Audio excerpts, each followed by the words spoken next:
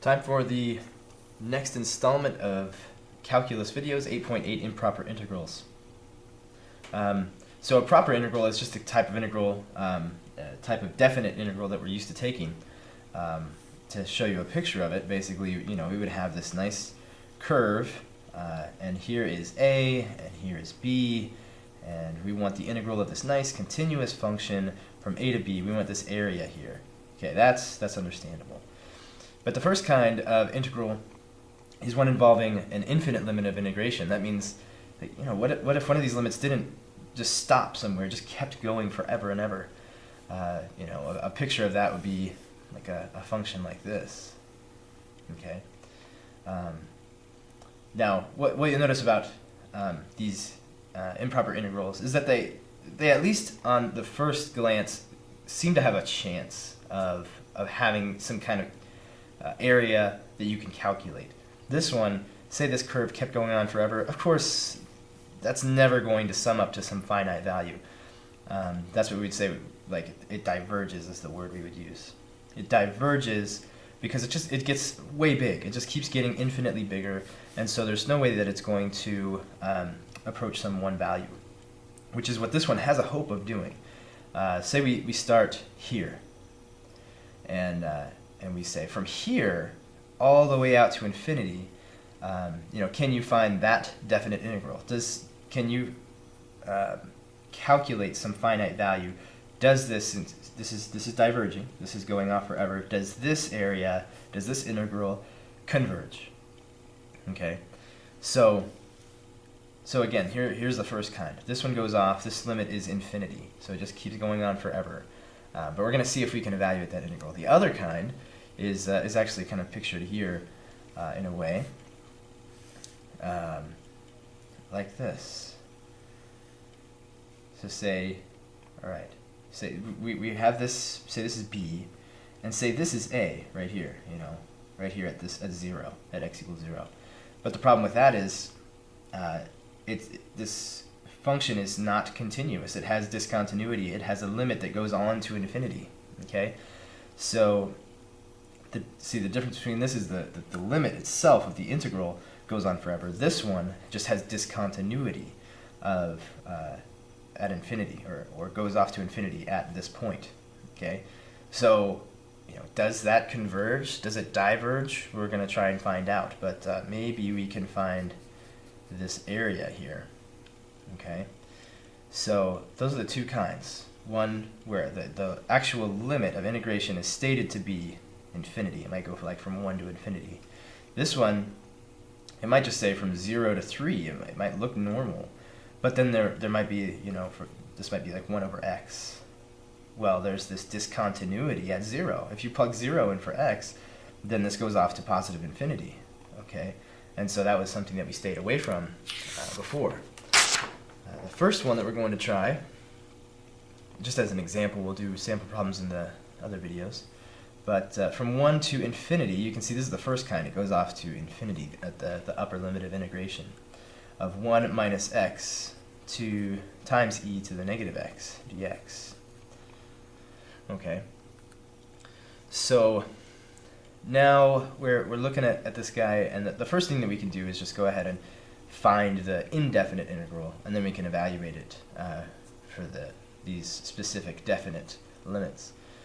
So we're going to use integration by parts. We'll let u be equal to 1 minus x, and dv can be equal to e to the negative x. So v is equal to negative e to the negative x, and du is equal to just negative 1. Dx. So this becomes uv, which is 1 minus x times, and we get a negative here, minus the integral of u dv, or no, it's v du. So negative e to the negative x times negative 1 dx, that's going to be just e to the negative x dx.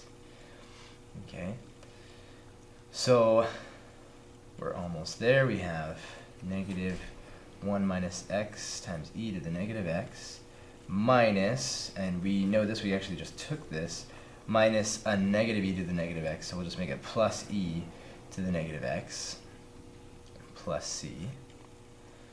Okay, and let's see if we can simplify this a little bit. We have these two e to the negative x's. Let's see if maybe something cancels out here.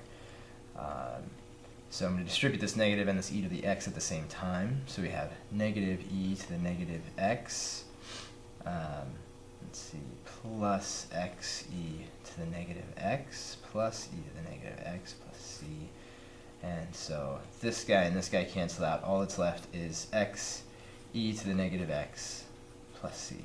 Okay, so we found the indefinite integral, and now we're going to apply this. So we would say that this is like, what I would write is x times e to the negative x, and I want to evaluate this thing from 1 to infinity. Well, the more appropriate way, proper way of writing this would be, like, I can't actually let this be infinity, so what I'll do is call it the limit as b. Let's say that this, this limit is b. As it goes to infinity of this expression, and now we'll evaluate it from 1 to b, okay? So now we can actually plug this value b in and then evaluate this limit. So this is going to be the limit as b goes to infinity of, okay, first we've got to plug in b, so we've got b times e to the negative b, let's see, minus 1 times e to the negative 1, so that would be 1 over e to the 1, so this thing is going to be e, so this is just 1 over e, okay.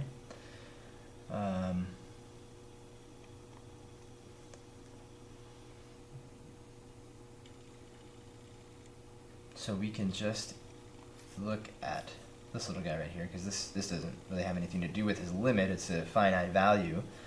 So let's look at this guy, b times e to the negative b. Let's see what happens if we plug in infinity. This is infinity, so maybe it goes off to infinity, but let's look at this part, e to the negative infinity. That means like 1 over e to the infinity, which would be 0. So we have infinity times 0, which tells us that maybe we can use L'Hopital's rule. So let's look at it this way. Limit as b goes to infinity of b over e to the b, and still subtracting 1 minus e to the 1. And let's see what happens now. We have infinity over infinity, so we need to use L'Hopital's rule. So this is the limit as b goes to infinity of, since this is an indeterminate form, we take the derivative of the top over the derivative of the bottom. So the derivative of the top is just 1. Derivative of the bottom is e to the b. Okay, now we let b go to infinity, and this part here goes to, well, this is infinity down here, 1 over infinity would be 0, so all that's left is negative 1 over e.